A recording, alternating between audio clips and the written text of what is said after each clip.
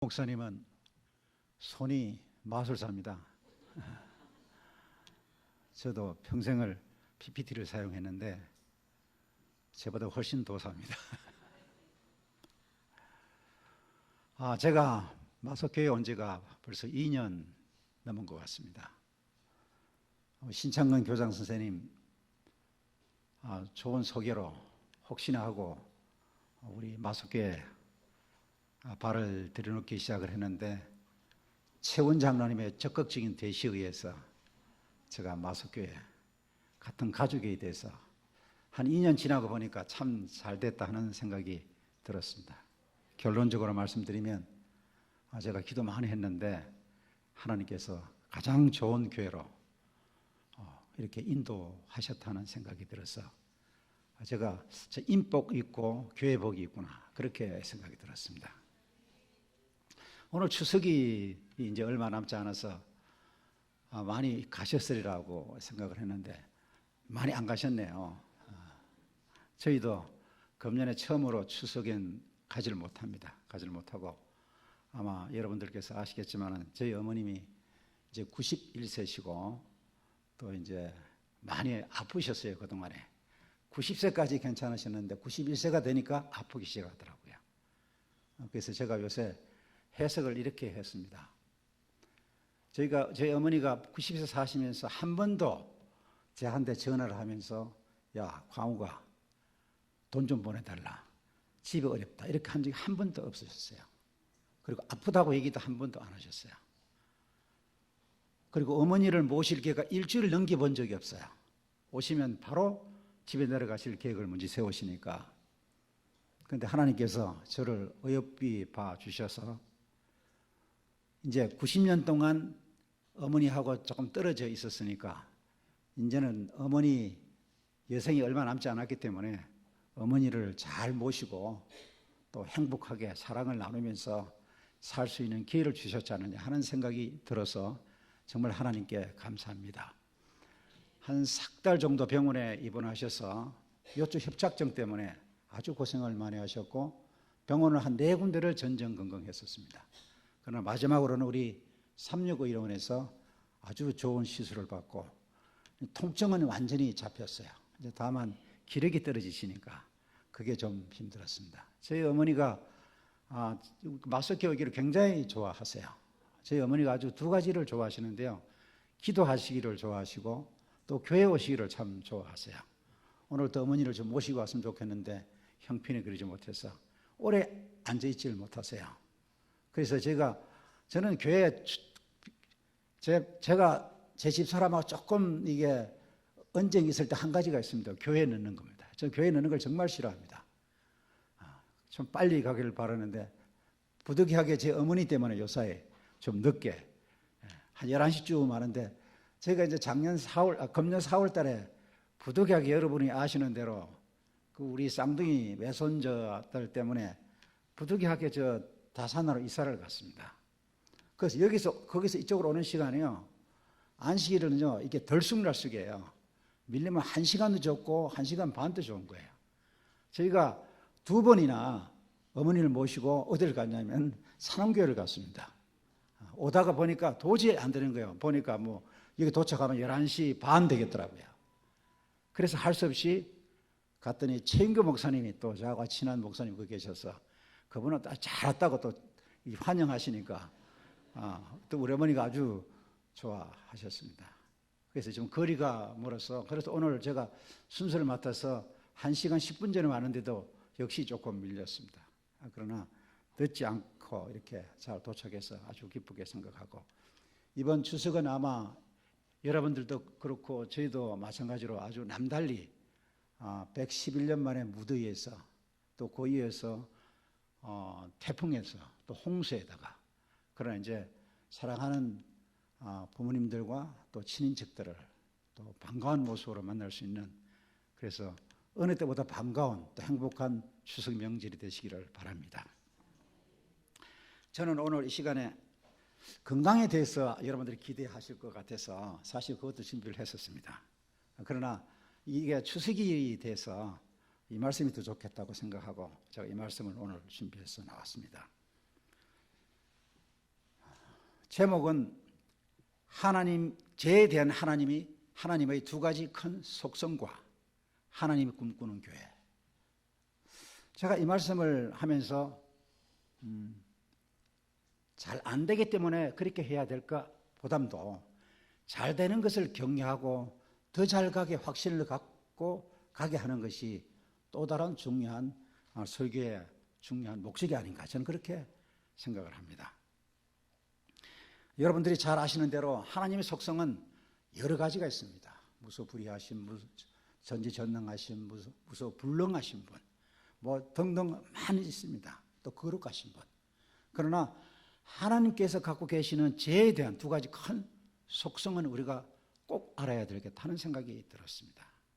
여러분들이 잘 아시는 대로 우리나라가 세계에서 두 번째로 해외 선교사로 파견을 많이 하는 나라 중에 한 나라로, 저는 그게 굉장히 희망을 걸고 있습니다.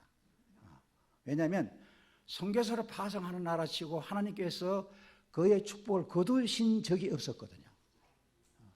지금도 뭡니까? 미국이 선교사를 가장 많이 파송을 하니까 미국이 어떻든 간에 뭡니까? 세계를 좌지우지하는 그런 위치를 또 하나님께서 보장해 주셨지 않느냐, 그렇게 생각을 합니다. 그래서 저희도 덩달아 저는 그렇게 생각합니다. 우리나라에 대해서, 미래에 대해서 이렇고 저렇고 얘기하는 사람이 많지만은 딱 한 가지 조건만 충족이 된다면 하나님께서 그 축복을 거두시지 않으리라고 저는 확신을 합니다.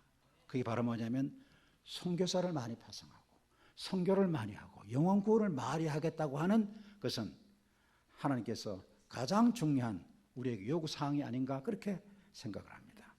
그런데 많은 세계적으로 선진국가에서는 기독교인 숫자가 교회 숫자가 줄어들지만은, 그러나 개발도상국에서는 기하급수적으로 많이 늘어난다고, 그래서 전체적으로 봤을 때는 기독교인 수가 굉장히 많이 증가한다라고 보고를 받고 있습니다. 또 저희들은 매스컴을 통해서 그렇게 알고 있습니다. 그럼에도 불구하고 왜 죄악이 더 많이 난무할까요? 더 가슴 아픈 것은 저를 포함해서 종교 지도자들이 지탄의 대상이 됐을까요? 그분들이 신앙이 없어서 그럴까요? 저는 그렇게 생각하지 않습니다. 저는 그렇게 생각하지 않습니다. 저는 이 말씀을 준비하면서 제가 먼저 깊이 뉘우치고 회개하면서 또 결심을 했습니다. 우리는 모든 것이 뭡니까? 하나님께서 사랑해 주신다고 생각하면서 하나의 죄를 가볍게 취급하지 않는다 하는 생각이 들었었습니다. 우리는 끊임없이 목사님을 통해서 또 여기서 장로님들을 통해서 무슨 얘기를 많이 듣습니까? 성경 말씀을 들 때 율법의 한 개를 범해도 전체 다 범했다고 했음에도 불구하고 우리는 뭡니까? 여전히 뭐예요? 하나님의 사랑에 그 모든 것을 듣고 만다, 이렇게 생각이 됩니다.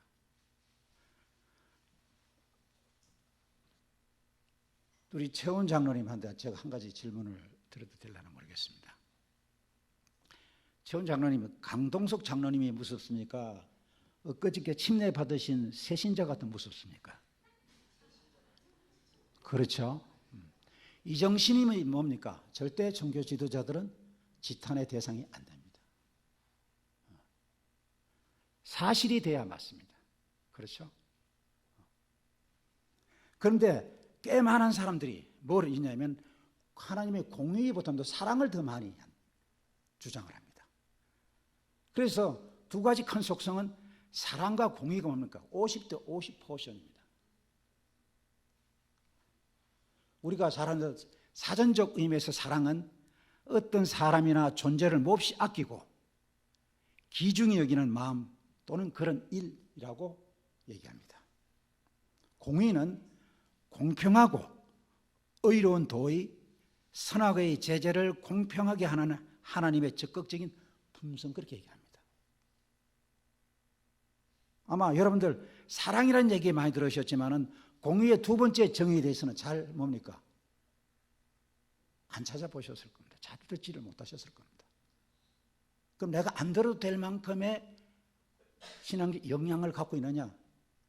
제가 보기엔 저는 그렇게 않다고 생각을 합니다.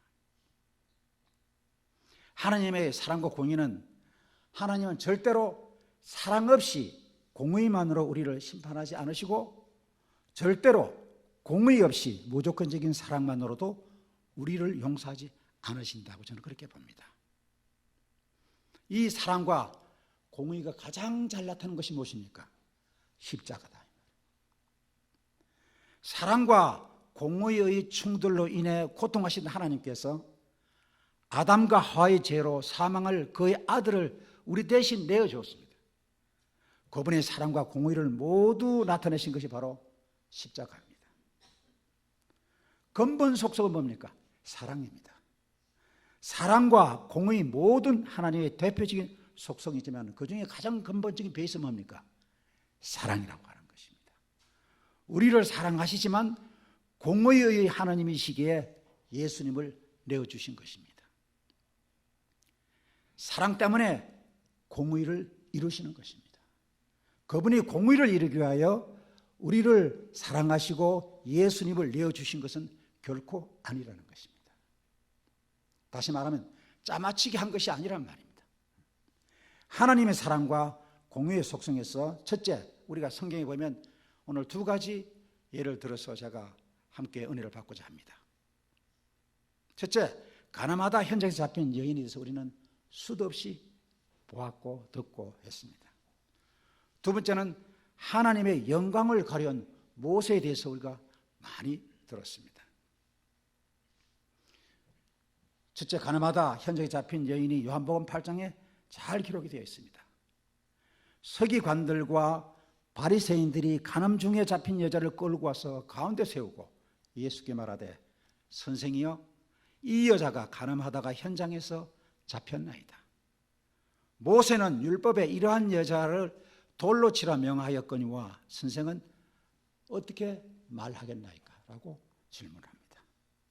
저희가 묻기를 맞이하는지라 이에 일어나 가라사대, 너희 중에 죄 없는 자가 먼저 돌로 치라 하시고 다시 몸을 굽히사 손가락을 땅에 쓰시니 예수께서 일어나사 여자 외에 아무도 없는 것을 보시고 이르시되, 여자여, 너를 고소하던 그들이 어디 있느냐? 너를 정죄한 자가 없느냐? 대답하여 주여 없나이다. 예수께서 가라사대, 나도 너를 정죄하지 아니하노니. 가서 다시는 뭐라고요? 죄를 범치 말라 하시니라. 나도 너를 정죄하지 아니하노니 가서 다시는 죄를 범하지 말라. 이 말씀 바로 뭡니까? 여인을 정죄하지 않고 용서하셨지만 그 전제 조건이 무엇입니까? 다시는 죄를 범하지 않는 공의라는 것입니다. 두 번째는 하나님의 영광을 가려운 모세의 실수에 대해서 우리는 너무나 잘 압니다. 민수기 20장에 기록이 되어 있습니다. 광야 여정 38년 가데스 바네아에서 일어난 사건입니다. 정월에 이스라엘 자손 곧 온 회중이 신광야에 이르러서 백성이 가데스에 거하더니 미리암이 거기서 죽음에 거기 장사하니라는 그 장소였습니다. 회중이 물이 없으므로 모여서 모세와 아론을 뭐 했다고요? 공박했다고 그랬습니다. 백성이 모세와 다투어 말하여 가로되, 우리 형제들이 여호와 앞에서 죽을 때 우리도 죽었다면 좋았을 뻔하였도다. 너희가 어찌하여 여호와의 총회를 이 광야로 인도하여 올려서 우리와 우리 짐승으로 다 여기서 죽게 하느냐? 너희가 어찌하여 우리를 애굽에서 나오게 하여 이 악한 곳으로 인도하였느냐?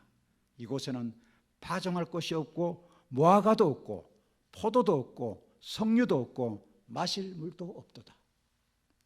모세와 아론이 총회 앞을 떠나 회막 문에 이르러 엎드리매 여호와의 영광이 그들에게 나타나매 여호와께서 모세에게 일러 가라사대, 지팡이를 가지고 내 형 아론과 함께 회중을 모으고 그들이 목전에서 너희는 반석에게 명하여 물을 내라 하라.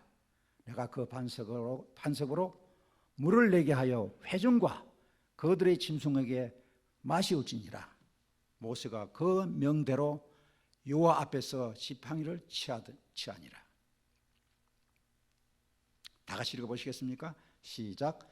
모세와 아론이 총회를 그 반석 앞에 모으고 모세가 그들에게 이르되 패역한 너희여 들어라. 우리가 너희를 위하여 이 반석에서 물을 내려 하고 그 손을 들어 그 지팡이로 반석을 두 번 치매 물이 많이 솟아나오므로 회중과 그들의 짐승이 마시니라. 여러분 12절에 보면 여호와께서 모세와 아론에게 이르시되 너희가 나를 믿지 아니하고 그랬습니다. 이스라엘 자손이 목전에 나의 거룩함을 나타내지 아니한 고로 너희는 이 총회를 내가 그들에게 준 땅으로 인도하여 드리지 못하리라 하시니라. 다 같이 읽어보겠습니다. 시작. 이스라엘 자손이 여호와와 다투었으므로 이를 무리바 하니라. 여호와께서 그들 중에서 그 거룩함을 나타내셨더라. 부조와 선지자의 479쪽에 이렇게 기록되어 있습니다. 다 같이 읽어보겠습니다. 시작. 사람들은 저희 창조주께 속한 영광을 스스로 취하지 않도록 주의하라는 교훈을 가르치시기 위하여 모세를 가나안 들어가지 못하게 하셨다. 그렇게 말씀하고 있습니다. 또 이어서 모세는 죄의 결과로 사단의 권사에 빠졌다. 그러나 그는 구주의 이름을 의지함으로 부활하여 영생을 얻었다. 모세는 영광스럽게도 무덤에서 나와 당신의 구원자와 함께 하나님의 도성으로 성천하였다. 그렇게 말합니다. 또 그리스도의 희생이 예시되기까지는 하나님의 공의와 사랑이 당신께서 모세를 다루신 일에서보다 더 뚜렷하게 나타난 때는 결코 없었다. 다 같이 다시 한번 읽어보시겠습니까? 시작. 그리스도의 희생이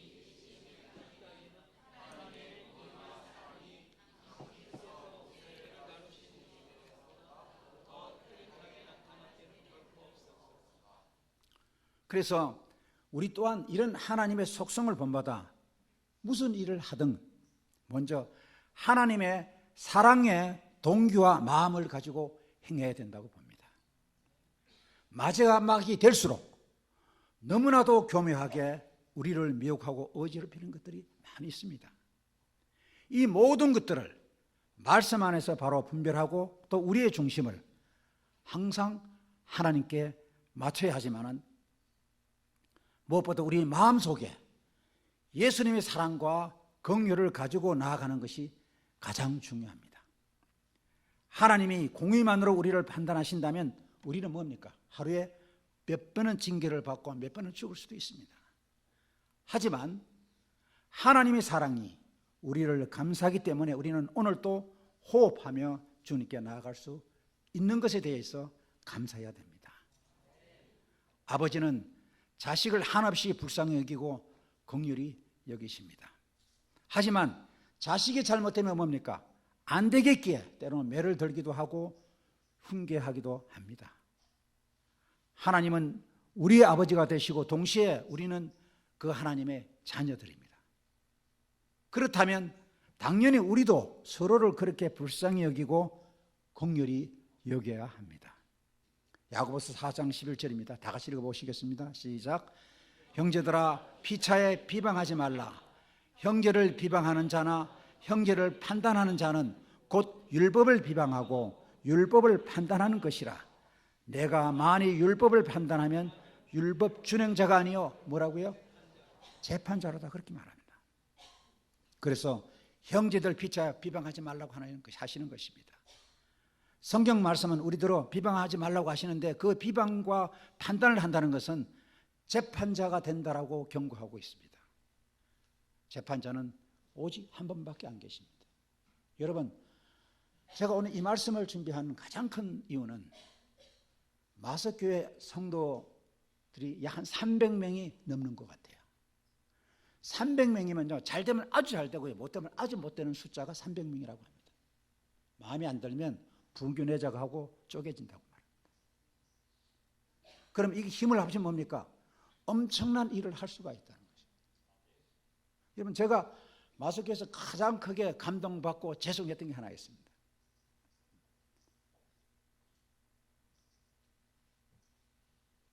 그룹별로 하는 모임 같은 데서 정말 은혜보다를 잘하고 있는 것을 제가 봤습니다. 정말 손수수하고. 전에 김일환 목사님이 가시면 이게 잘 안 될까 싶었었는데 더 잘 되고 있는 거예요. 대단히 바람직하다 그렇게 봅니다. 좋은 기틀을 놓으신 목사님도 훌륭하시지만은 그것을 과감없이 받아들이고 신앙의 실천을 하는 마석교회 성도님들은 대단히 재력 있는 분이시고 정말 하나님께서 사랑해 주실 거로 저는 확신을 합니다. 저는 그런 교회의 한 일원이 된 것에 있어서 뭡니까? 정말 자부심을 느낍니다. 제가 종종 다른 교회에서 이제 오라 해가지고 갈 때가 있습니다. 한 번도 안 봐주고 마석교회 얘기 안 한 적이 없습니다. 마석교회 얘기를 항상 합니다. 항상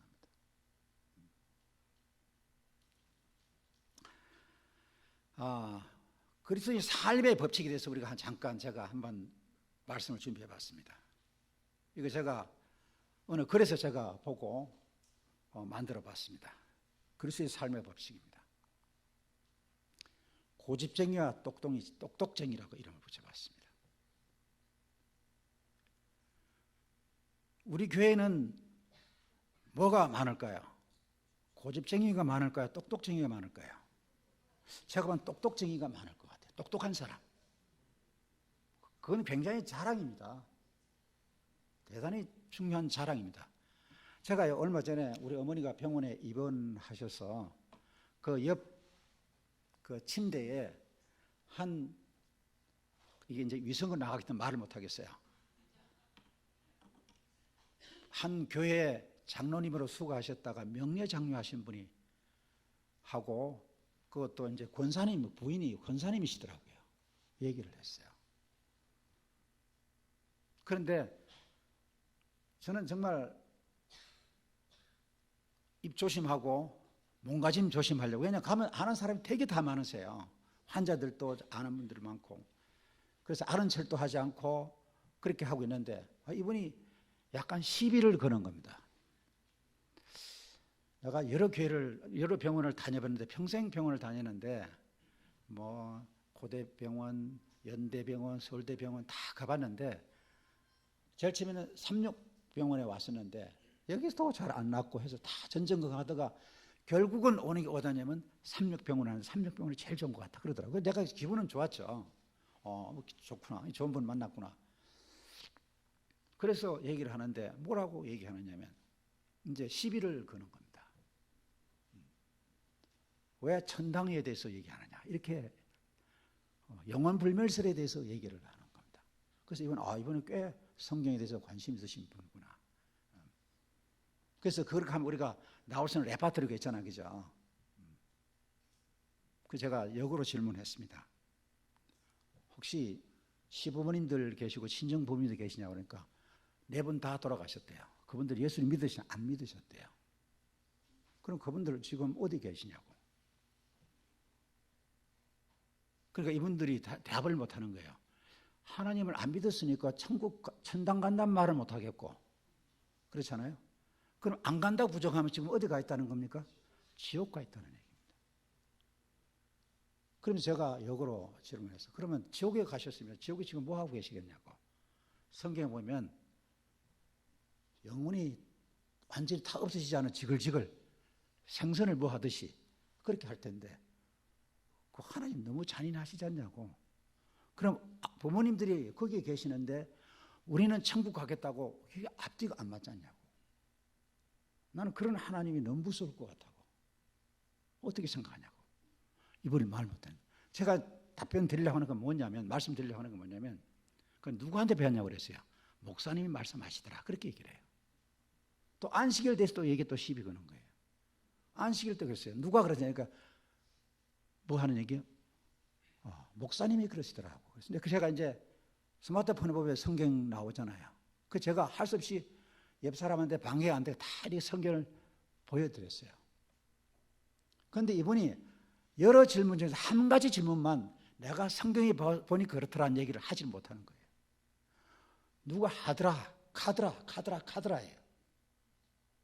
그런데 우리 마석교회 성도님들은 카드라가 아니잖아요. 그죠? 내가 보니 이랬잖아요. 그죠? 뭔 얘기입니까? 똑똑하다는 말씀입니다. 똑똑하신 말. 여러분, 똑똑한 건 대단히 중요한 겁니다. 호세아 4장 여러분, 내 백성이 지식이 없어 망한다고 그랬어요. 그 지식은 무슨 지식이에요? 1절에 보면 하나님을 아는 지식이라고 그랬어요. 듣는 것도 알 수 있지만 보는 것도 내가 체험하는 것도, 그죠? 그것이 다 이렇게 일체감 있게 균형감이 있었어야 되는데 카드라로 해가지고는 안 된다고 보는 겁니다. 제가 오늘 우리가 이제 우리 교인들은 참 성경 많이 압니다. 그리고 똑똑합니다. 그런데 옛날에 고집쟁이와 똑똑한 사람이 있었답니다. 고집쟁이는 고집이 센 사람과 또 나름 뭡니까? 똑똑하다고 하는, 그래서 고지식한 사람이 있었답니다.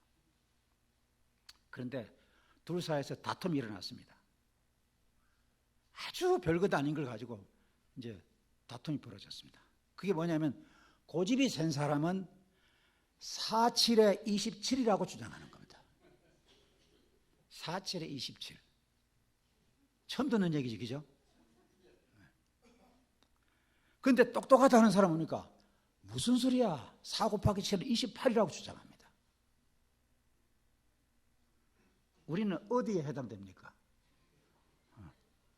28이라고 하는데 주장이 되잖아요. 그렇잖아요.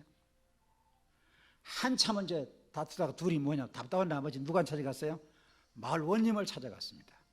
그래서 시비를 가르칠 것을 요청했습니다. 그러니까 그걸 원님이 보기에 이게 한심스럽게 보이죠, 그죠? 저게 도대체 저게 뭐 하는 짓인가? 저게 사람인가 짐승인가 이렇게 생각한 겁니다.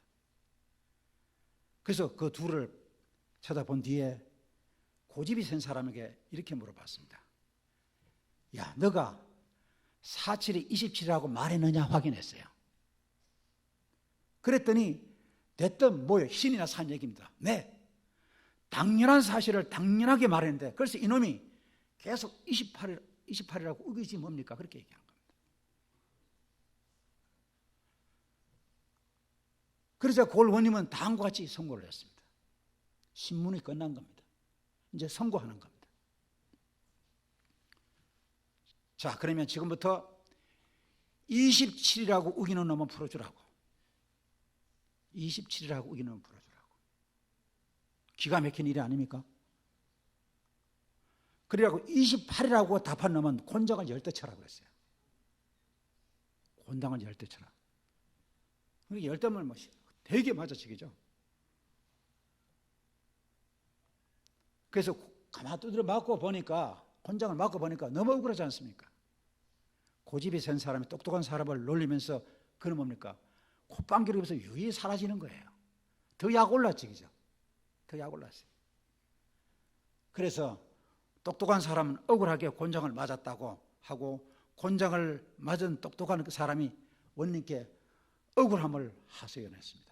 항의를 했습니다. 아니, 어떻게 28이 맞는데 그걸 틀리다고 그걸 나를 때리냐고. 원님도 똑같은 분이 아니냐 그렇게 얘기했어요. 근데 원님은 이렇게 대답을 했습니다. 4-7에 27이라고 계속 우기는 아둔한 놈이랑 싸운 내 놈이 더 어리석은 놈이다. 내 너를 매우 쳐서 지혜를 깨치게 하려고 내가 너를 곤장을 10대 치라 했다. 첫째, 자, 잘 들어봐라. 짐승과 싸워 이기면 짐승보다 더한 놈이 되는 거 아니냐? 그렇죠? 둘째, 짐승이랑 싸우듯이 뭡니까? 짐승보다 못한 놈이 되는 거 아니에요? 그러면 뭡니까? 그럼 비교보자. 짐승을 싸워서 비교 뭡니까? 똑같은 짐승 같은 놈이 된단 말이에요.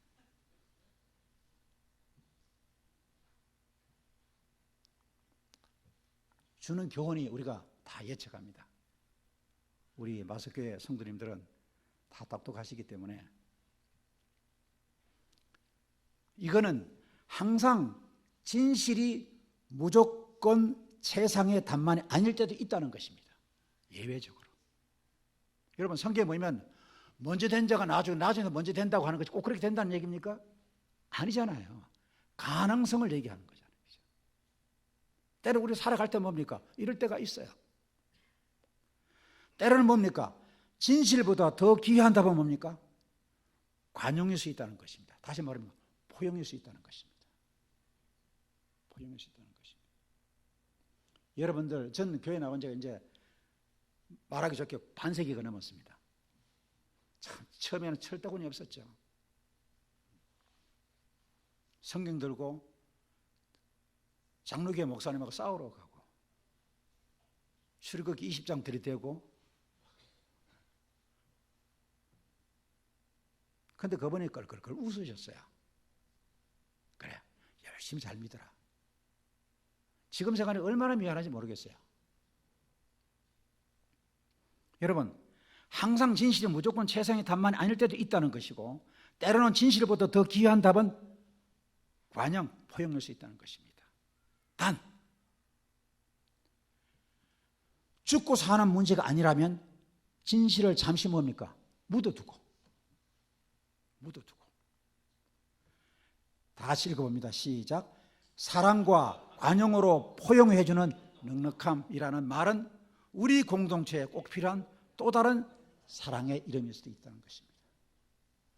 포용하고 관용하고 눈 감아주는 것, 그것도 또 다른 뭡니까?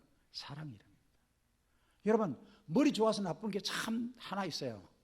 다른 사람 잘못한 걸 절대 안 잊어먹거든요. 그건 불행입니다. 우리는 뭡니까? 3탕, 4탕, 5탕, 6탕, 10탕까지 하는 겁니다. 제일 처음 뭡니까? 전후 사정을 얘기하다 그 다음 뭡니까? 전후 사정 없이 중간만 가고 그 다음 결론만 얘기하는 거예요. 우리 속담에 이런 말이 있지 않습니까? 처녀가 애를 낳아도 뭐 한다고요? 할 말이 있다고 하는 거예요.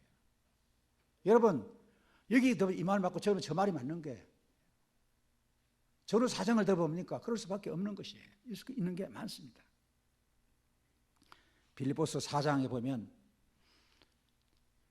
이렇습니다. 다 같이 읽어보겠습니다. 시작. 너희 관용을 모든 사람에게 알게 하라. 주께서 가까우시니라. 아무것도 염려하지 말고 다만 모든 일에 기도와 간구로 너희 구할 것을 감사함으로 하나님께 아뢰라. 그리하면 모든 지각에 뛰어난 하나님의 평강이 그리스도 예수 안에서 너희 마음과 생각을 지키시리라. 우리가 안 해도 된다는 것입니다. 성령 하나님께서 뭐요? 지켜주신다는 것입니다. 따뜻한 마음, 포용하는 마음, 관용하는 마음. 여러분들이 자녀를 키워보면서 그런 걸 많이 느끼셨지 않습니까? 저는 체육을 전공했기 때문에 반사신경이 발라야 됩니다. 아이들한테 뭡니까? 잘못하면 바로 지적을 했었어요. 제 평생에 아이들한테 2번 실수했습니다. 손찌검을 2번 했어요. 딸아이한테 한 번 했고 아들한테. 그래서 저는 아들한테 한 기억은 나는데 딸한테 기억은 전혀 안 나거든요. 그런데 얼마 전에 우리 딸이 그 얘기를 하더라고요. 아빠한테 한 번 맞았다고. 저는 기억이 없어요. 그런데 그때 너무너무 큰 상처를 받았다고. 지나가니까 별거 아니었어요. 우리 아들도 뭡니까? 컴퓨터방 가가지고, 그 컴퓨터방은 아직 한 번도 못 가봤거든요. 거기 간 걸 누가 나한테 알려줘가지고 그것 때문에 내가 애를 손찌검을 했어요. 그때 할 수도 있는 건데. 그래서 그것 때문에 한동안 뭡니까? 아들하고 관계가 서먹서먹했어요. 그거 보고 하느라고 정말 제가 시간과 돈과 열정을 많이 쏟았습니다. 여러분, 사칙연산이라는 얘기를 배우셨죠? 사칙연산. 플러스 곱하기 마이너스는 마이너스. 이건 요새 초등학교에서 배우더라고요. 마이너스 곱하기 플러스는 마이너스입니다. 그렇죠? 플러스 곱하기 플러스는 플러스입니다. 마이너스 곱하기 마이너스는 플러스입니다. 그렇죠? 이거 다 압니다. 이것을 다른 말로 해버리면요, 사칙연산의 원리로 한번 생각해 보시면 옳은 것을 틀리다고 말하면 뭡니까? 틀린 겁니다. 그렇습니까? 그렇죠? 옳은 것을 틀리다고 그러면 틀리는 거죠. 그런데 틀린 것을 옳다 하면 뭡니까? 틀리는 거예요. 틀리는 거예요. 그러나 옳은 것을 옳다 하는 건 뭡니까? 옳은 것입니다. 그리고 틀린 것을 틀리다 하는 건 뭡니까? 옳은 것이에요. 우리가 혹 이렇게 살아오지 않았나 모르겠어요. 저는 우리 어머니를 닮았어요. 정리정돈을 이렇게 상당히 이게 우리 어머니 보면 아침에 예배를 드리잖아요. 그러면 찬미 놓고 그다음에 찬미 대기반 찬미 밑에 놓고 성경 위로 올리잖아요. 그죠? 어떻게 하다가 성경 위에 찬미가 올라가잖아요. 그럼 반드시 우리 어머니 바꿔놓습니다. 그리고 한 비틀어지잖아요. 그죠? 반듯하게 이렇게 딱 해놓습니다. 그래서 뭘 잘못되는 걸 제가 어머니를 닮아서 속된 말로 뭡니까? 꼴을 못 봅니다. 근데 그게 잘한 걸까요? 수도 없이 들었던 얘기 아닙니까? 다 같이 읽어보시겠습니다. 시작. 내가 사람의 방언과 천사의 말을 할지라도 사랑이 없으면 소리나는 구리와 울리는 꽹과리가 된다고 얘기했습니다. 교회 정원 5권 169쪽에는 이렇게 말씀합니다. 다 같이요. 시작. 각 사람은 이렇게 자문해 보도록 하라. 나는 사랑의 특성을 소유하고 있는가? 나는 오래 참고 온유하게 되는 길을 배웠는가? 이런 하늘의 특성이 없으면 재능과 학문과 웅변은 소리나는 구리와 울리는 꽹과리처럼 무의미한 것이 될 것이다. 하늘의 특성이 뭐라고요? 사랑의 특성입니다. 하늘의 특성입니다. 고린도전서 13장에 보면 내가 예언하는 능이 있어 모든 비밀과 모든 지식을 알고 또 산을 옮길 만한 모든 믿음이 있을지라도 사랑이 없으면 내가 아무것도 아니고 nothing입니다. 아무것도 아니라는 거죠.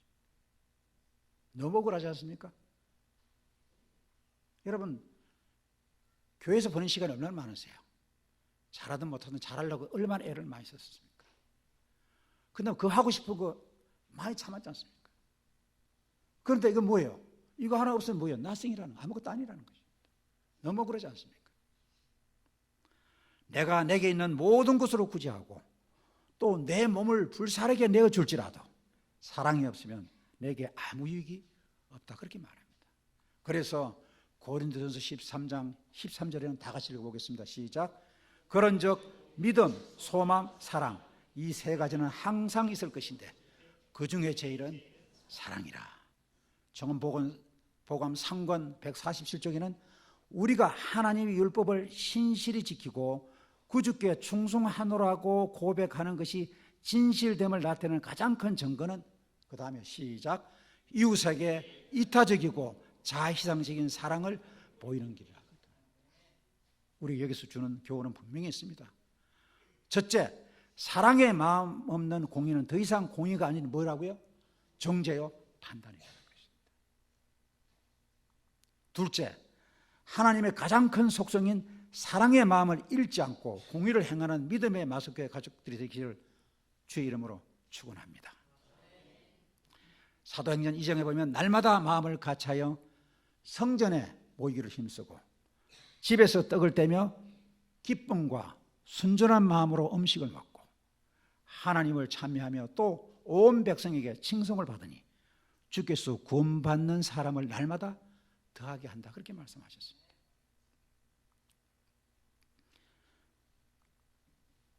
고린도에서의 하나님 교회에 대해서는 고린도에 있는 하나님의 교회 곧 그리스도 예수 안에서 거룩하여지고 성도라 부르심을 받은 자들과 또 각처에서 우리의 주 곧 그들과 우리의 주 되신 예수 그리스도의 이름을 부르는 모든 자에게 라고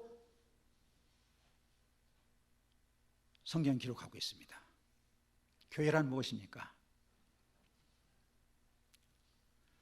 그리스도 예수 안에서 거룩하여지고 성도라 부르심을 받은 자들이 공동체라고 하는 것입니다.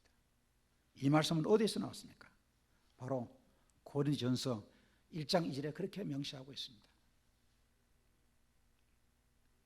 그리스도 예수 안에서 거룩하여지고 성도라 부르심을 받은 자들의 공동체가 교회라고 하는 것입니다.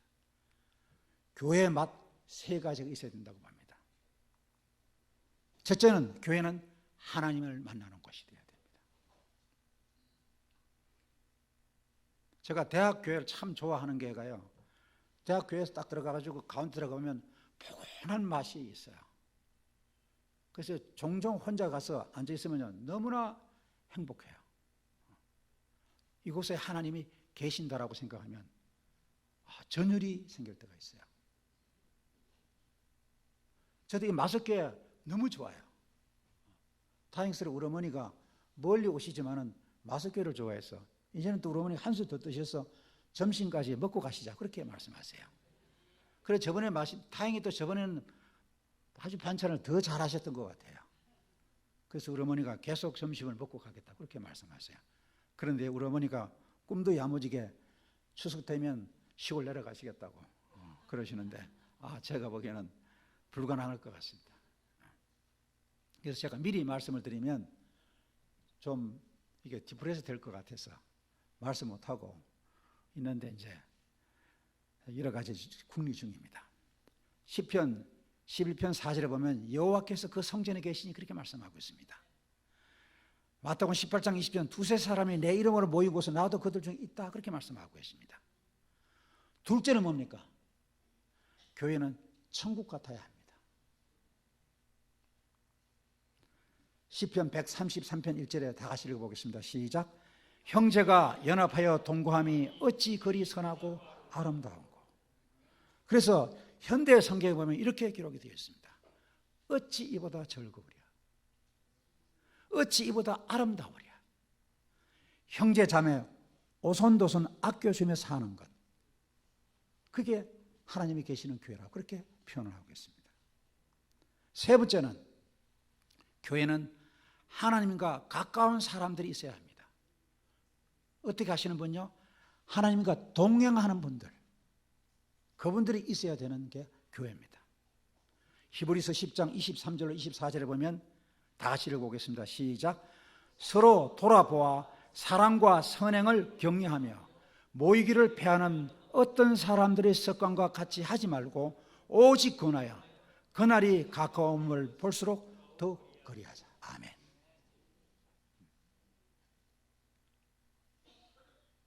그러나 우리가 지향해야 되는 게 있고 지향해야 되는 것이 있습니다. 지향해야 하는 소리는 절대 들어서는 안 되는 소리입니다. 들으면 안 되는 소리입니다. 이런 말 있지 않습니까? 교인들이 더해. 교회나 세상이 똑같아. 그러니까 세상이 뭐라고요? 말세지.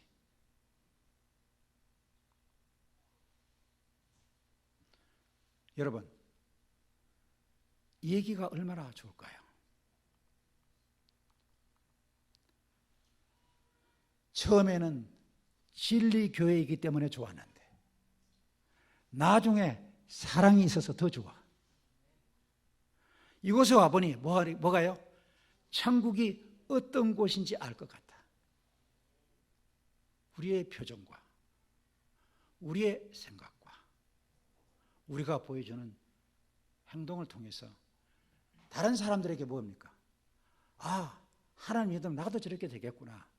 그럼 저런 분이 천국에 가니까 나도 같이 쫓아가야 되겠다. 로마서 14장 18절입니다. 다 같이요. 시작.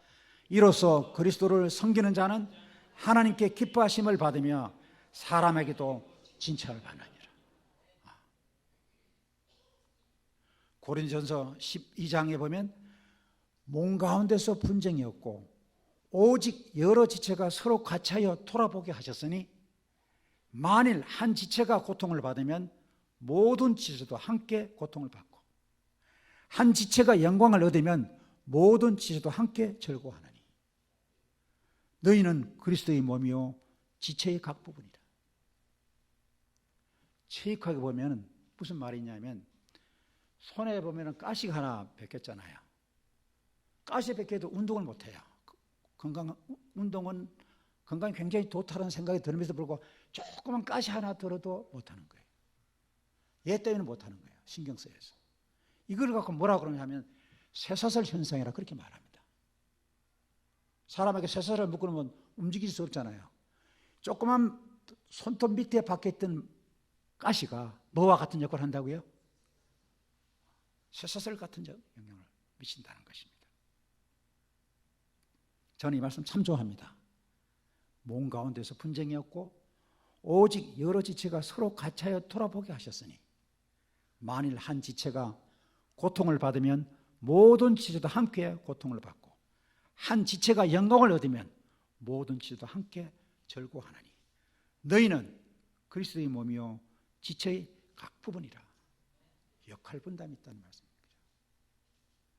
참 제가 장로님들 헌신하는 장로님들 참 제가 너무 감사합니다. 또 집사님들 그리고 목사님, 우리 어머니가 그거 참 안 좋은 것 같은 게 하나 있어요. 목사님 설교 잘하시네 이런 얘기를 잘하세요. 목사님 말씀 좀 좋은데 이런 얘기를 하세요. 그래서 저번에 우리 김민영 목사님 설교를 하셨는데 목사님 참 좋으신 말씀 좋으시다고 그러더라고요. 김복영 목사님 이제 저번 주에 안식일을 했잖아요. 똑똑하게 말씀하시는데 그렇게 말씀하시더라고요.